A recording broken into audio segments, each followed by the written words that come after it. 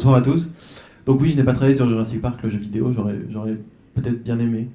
C'est un très mauvais jeu. C'est hyper intéressant de prendre un mauvais jeu pour en parler. En fait, en 2011, il y a... Donc Telltale, c'est une société qui est l'héritière de LucasArts, de Lucas Games, donc ceux qui faisaient les jeux Monkey Island. Alors oui, je vais te dire, si je dis des mots, vous ne comprenez pas, c'est normal. Vous pouvez lever la main, j'essaierai d'expliquer vite fait ce que c'est, comme une sorte de petit lien hypertexte très sympa. Donc ce sont des jeux d'aventure dans lesquels on récolte des objets et on les utilise pour résoudre des énigmes ou avancer dans l'histoire. Et c'était les jeux auxquels on jouait quand on était plus jeune, dans les années 80-90, et c'était vraiment très bien. À la fin des années 90, la société a fait faillite parce que George Lucas est un idiot. Et du coup, les rescapés de sa société ont monté un nouveau studio qui s'appelle Telltale Games. Et ils ont sorti des jeux Sam et Max, ils ont sorti des jeux Monkey Island, etc.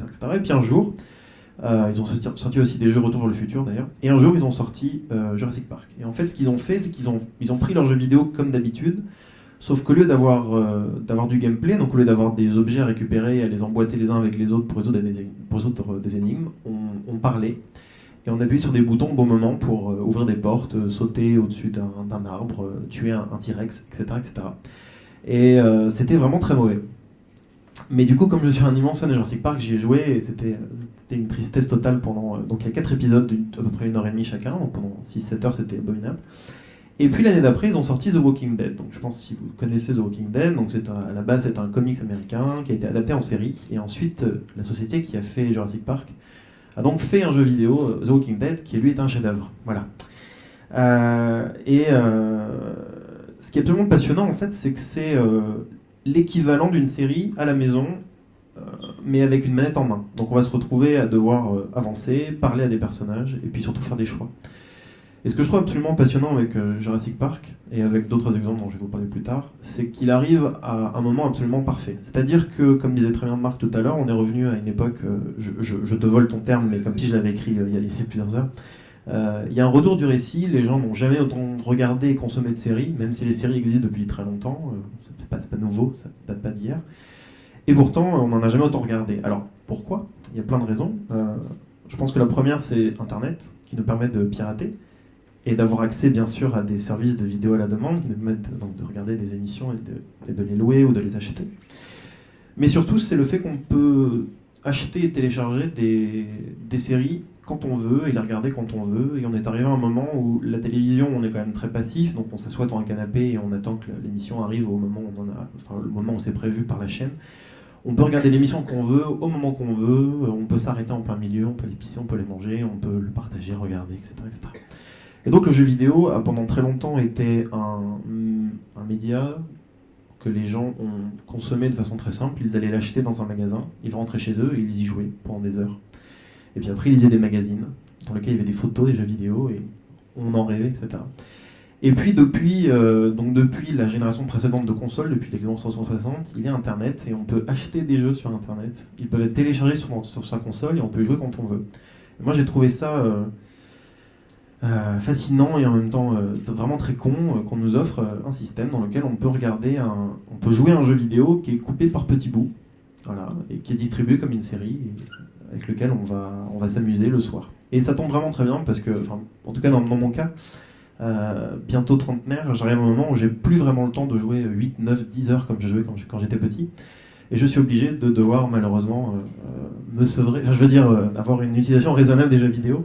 Et donc, bien sûr, c'est là où des jeux comme Jurassic Park ou des meilleurs jeux comme The Walking Dead nous permettent de jouer à des jeux vidéo, d'avoir des super histoires, et en même temps, ça ne prend que 1h30, 2 heures, une fois par mois, tous les 2 mois. Donc c'est vraiment très pratique quand on n'a pas trop le temps de jouer aux jeux vidéo. Et voilà, c'est fini, merci beaucoup. Merci.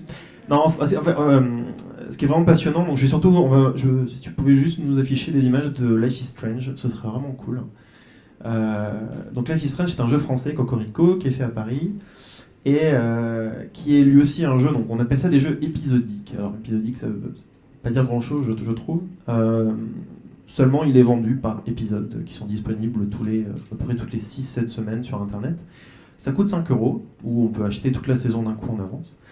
Et on va suivre les aventures. Donc là, c'est l'histoire de Max, qui est une étudiante en photographie près de Seattle. Et elle a un super pouvoir, elle peut remonter dans le temps et donc corriger les erreurs qu'elle fait. Et comme elle est adolescente, elle en fait à peu près toutes les 2 secondes. C'est assez chouette. Et on arrive à un moment, en fait, où...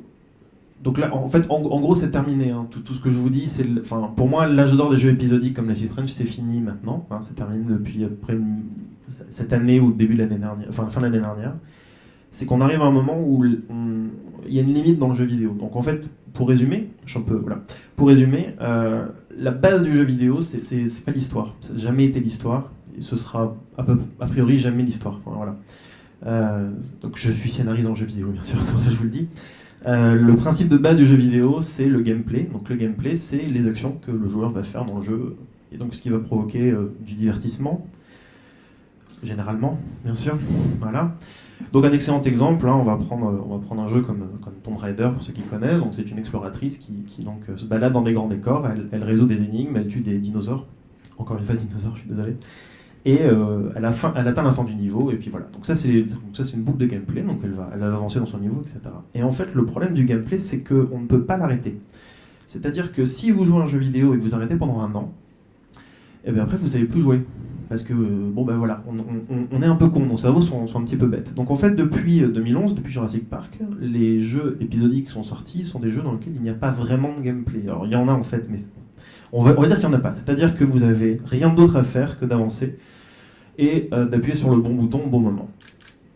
Et donc, ce que je trouve assez passionnant avec Life is Strange, c'est qu'ils ont essayé de rajouter du gameplay. Donc dans ce jeu, vous pouvez revenir en arrière quand vous avez fait un choix, ou quand quelqu'un a fait une bêtise devant vous, et vous pouvez revenir en arrière et changer le cours des choses. Ce qui va se passer en fait, c'est que à chaque fois que le jeu va avancer, il va enregistrer les choix que vous avez faits. Et puis au bout d'un moment, le jeu va devoir suivre vos choix. C'est-à-dire si vous avez décidé de dire à un tel qu'il était bête, et ben après il va vous détester pendant tous les autres épisodes. Alors autant vous dire que c'est un calvaire à écrire, c'est extrêmement compliqué. Et surtout, on s'est rendu compte avec les différents jeux qui sont sortis, donc Jurassic Park et puis Walking Dead et les jeux qui sont faits après, qu'on ne pouvait pas faire autre chose. C'est-à-dire que si on donne des choses à faire en termes de gameplay, donc si on demande par exemple à un joueur de se battre, au bout d'un moment, il va oublier. Parce que s'il joue tous les 2 mois, après il saura plus se battre. Donc vous ne pouvez pas lui offrir un gameplay extrêmement complexe. Et c'est vraiment très triste. Moi, ça me rend vraiment très triste. Parce que malheureusement, on a proposé à des gens qui n'ont pas le temps ou pas l'envie de se plonger dans des gameplays compliqués, des jeux en fait finalement hyper simples. Donc là, pour moi, Life is Strange est peut-être le dernier en tout cas le dernier jeu sympathique à faire. Enfin voilà. Et alors moi j'ai plusieurs des takeaways, excusez-moi, je parle franglais parce que je travaille dans le jeu vidéo. Il y a plusieurs takeaways à retirer de ça si vous écrivez pour le jeu vidéo ou pour le transmédia et ou pour autre chose. De toute façon, je pense que ça vaut pour à peu près tout ce qui a été dit ce soir. J'ai encore beaucoup de temps ou pas?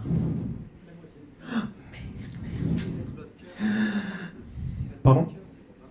Alors oui, non, alors c'est un très bon exemple. Alors, donc je fais une petite pause dans mes takeaways, vous les aurez tout à l'heure, quel suspense. Voilà, c'est ça un cliffhanger. En arrivant tout à l'heure, on a discuté un peu avec Davy sur les jeux épisodiques.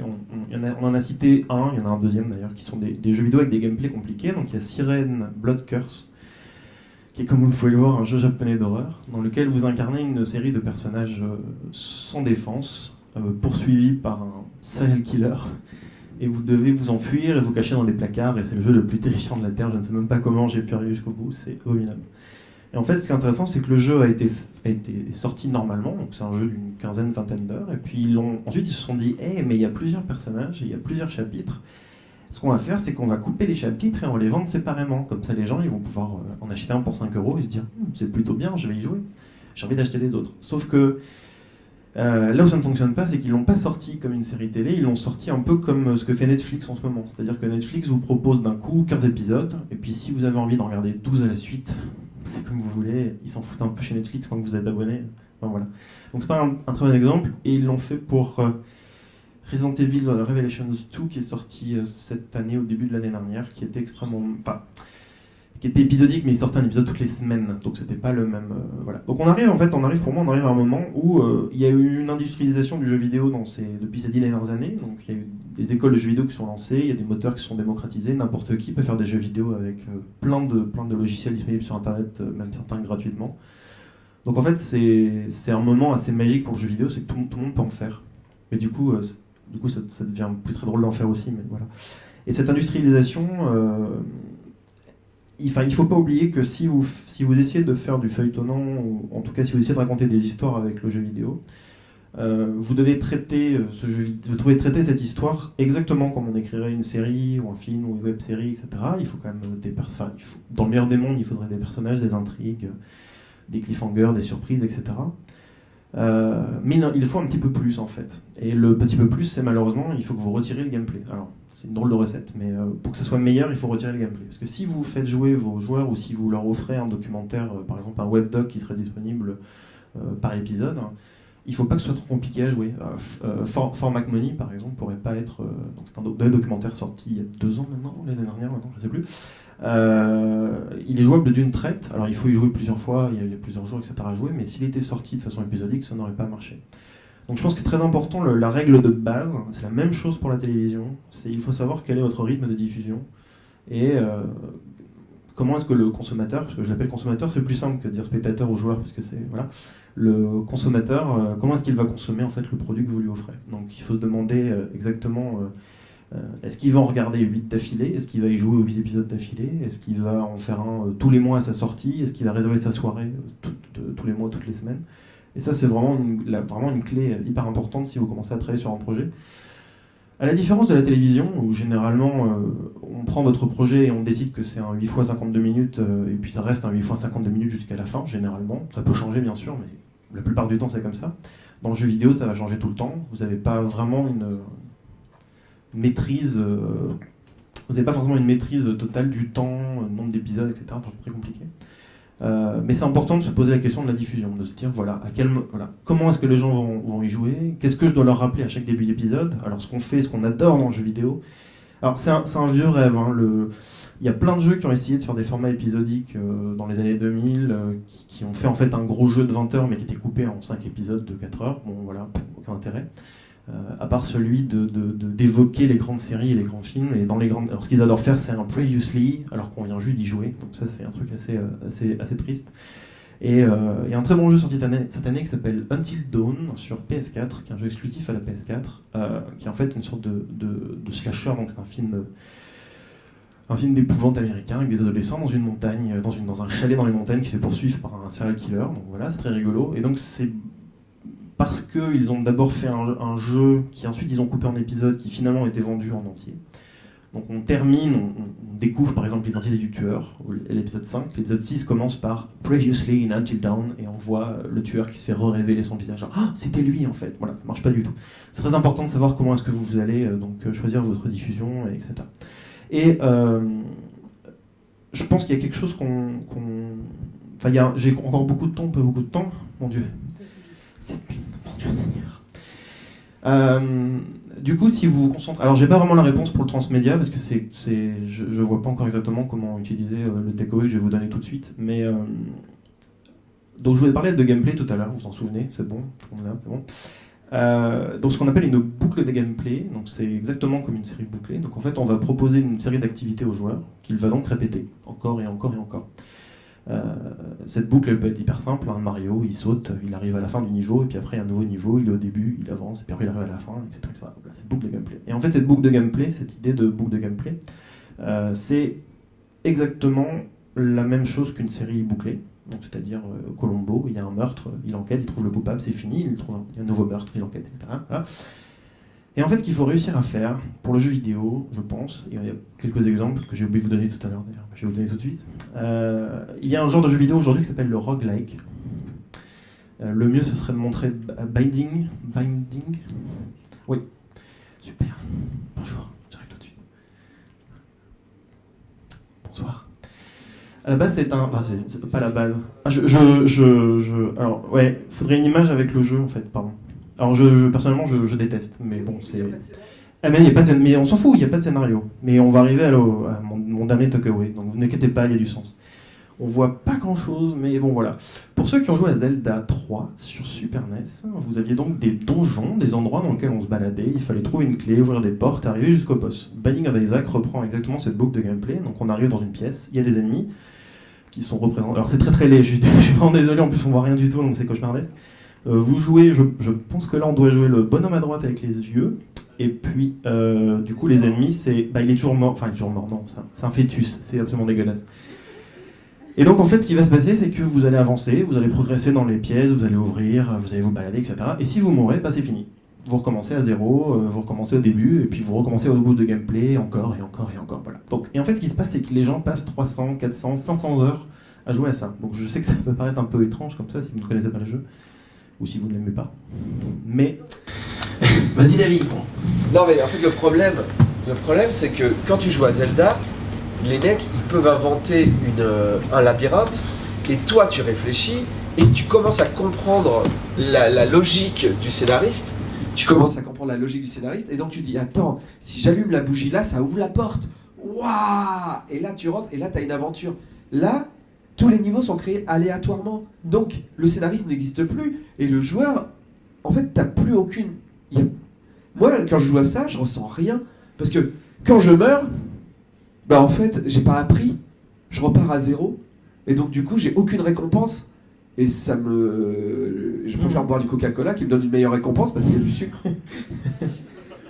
Ce qui est... Alors, je suis un peu énervé. Non, mais je suis assez d'accord avec toi. Si je prends cet exemple, c'est parce qu'aujourd'hui, pour le jeu vidéo, enfin, aujourd'hui, dans le cadre de cette discussion que nous avons tous ensemble, je pense qu'il est nettement préférable de trouver la boucle de gameplay que vous avez dans votre jeu et lui donner un super début et une super fin et habiller en fait tous les moments forts chronologiques de cette boucle plutôt que d'essayer de trouver une histoire à votre jeu. Parce que Binding of Isaac, mais comme Zelda, il n'y a pas vraiment d'histoire en fait. On doit aller jusqu'au bout, on doit retrouver sa mère. Non mais comment on fait un jeu vidéo chez Nintendo? Ils font un jeu et puis après au bout de 6 mois, à la fin de 6 mois avant la fin du jeu, ils se disent bon c'est quoi l'histoire? Voilà. Mais c'est très bien, ça marche très bien, mais c'est comme ça qu'on fait du jeu vidéo, c'est comme ça qu'on fait du scénario dans le jeu vidéo. Et dans le cas de Binding of Isaac, ce que je trouve vraiment passionnant, c'est que quand vous mourrez, c'est vraiment horrible, mais en même temps, vous avez un bel écran de fin, et puis vous êtes un petit peu content de ce que vous avez fait, vous êtes allé un peu plus loin, vous avez trouvé un nouvel objet qui va se débloquer dans une galerie d'objets, vous avez peut-être débloqué un nouvel avatar pour votre personnage, que vous allez donc pouvoir changer votre avatar, etc. Et ce qui est important, c'est que vous ne pouvez pas appliquer directement les principes de la narration, c'est-à-dire avoir un vrai dénouement avec une vraie conclusion et des personnages dont l'intrigue sont terminés. En fait, ce qu'il faut donner, il faut donner des choses aux joueurs. En fait, il faut qu'ils soient contents d'avoir joué, même si ça ne servait à rien, mais il faut qu'ils soient contents d'avoir joué, il faut qu'ils en retirent quelque chose très rapidement. Et le meilleur exemple que moi, en tout cas un exemple que je peux trouver dans les séries télé, c'est, je ne sais pas si vous avez déjà vu la série 30 Rock. 30 Rock est le meilleur générique de série télé de tous les temps. Donc il y a une petite séquence de 3 minutes dans laquelle les personnages parlent, ils font une vanne, et le générique commence, et à chaque fois qu'il y a ce générique, je sens une bouffée de joie absolument incroyable, et en fait ça me suffit, je pense que je pourrais regarder une série télé qui consiste simplement en 5 minutes de vanne, un générique rigolo, et après ça repart 5 minutes de vanne. Ah bah ça tombe bien, ça s'appelle Un gars, une fille, Mes chers voisins, etc., etc. Et en fait, ce qu'il faut trouver dans le jeu, s'il faut trouver maintenant pour faire un jeu vidéo, je pense, c'est réussir à trouver cette petite drogue, en fait, cette petite shoot d'héroïne que vous allez donner à votre joueur, qui va se dire ok, mais il faut encore que j'y joue encore un petit peu, encore un tout petit peu. Et donc en fait, j'en arrive à mon dernier takeaway, et j'ai plus le temps, de toute façon ça tombe bien. Putain, c'est génial. N'essayez pas de... Alors, vous pouvez faire dans le cadre de Binding of Isaac, vous pouvez faire de l'aléatoire, c'est hyper bien, c'est super facile, c'est compliqué l'aléatoire en jeu vidéo, mais ça marche très bien. Il y a des jeux comme Diablo, par exemple, qui sont des hack and slash, dans lesquels vous jouez un personnage avec généralement une épée ou un arc qui tue des ennemis en boucle. Donc il y a une boucle de gameplay qui est hyper simple, et vous la répétez à l'infini, et puis vous trouvez des armes qui sont générées aléatoirement, et donc vous savez jamais trop sur quoi vous allez tomber, mais ça fait des nouvelles armes avec des nouveaux pouvoirs, et donc vous continuez à jouer, et en fait vous passez 100, 200, 300 heures, encore une fois, à tuer les mêmes squelettes en boucle. Mais à chaque fois, il lâche un objet super cool que vous n'avez jamais vu avant, et c'est ça en fait, c'est le petit shot de drogue dont je vous parlais tout à l'heure. Et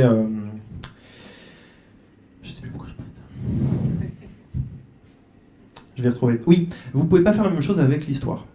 C'est-à-dire que toutes les tentatives que j'ai vues de faire de l'histoire qui est générée aléatoirement, ça fonctionne pas en fait. C'est extrêmement nul.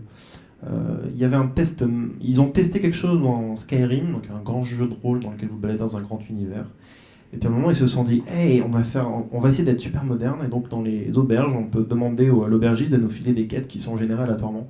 Et en fait, notre cerveau a une capacité incroyable qui est à la fois d'adorer faire des choses répétitives en boucle, et en même temps de tout de suite voir quand on nous propose des choses répétitives en boucle. Et donc à partir du moment où vous parlez à l'aubergiste 3 fois, vous avez tout de suite compris quelle est sa phrase, comment elle est structurée. Il va nous demander toujours 3 pots de lapin. Puis à un moment, on va se dire, ok, c'est bon mec, tu n'arriveras pas du tout à me convaincre, t'es juste un robot, j'ai pas envie de te parler. Et voilà. Donc si vous essayez de faire la narration générée aléatoirement, c'est un échec. N'essayez pas. Et concentrez-vous plutôt sur faire un super boucle de gameplay, donner plein de shots de drogue à vos joueurs pour qu'ils soient complètement accros et qu'au final, quand ils vont y penser toute la journée, et ils vont regarder des vidéos sur YouTube, et ils vont se dire j'ai trop hâte de rentrer à la maison pour refaire ce niveau encore en boucle, etc. Et si vous voulez faire une histoire, faites-la très simple pour les jeux vidéo. Voilà, je pense que j'ai fini des bêtises. Jouer à The Walking Dead quand même, c'est vraiment très bien. Voilà, ça doit valoir 10 balles maintenant sur iPad. C'est sur iPad, PC, Mac, Xbox 360, Xbox One, PS4, PS3. Je pense que j'ai tout dit. Jouez-y, c'est bien. Merci.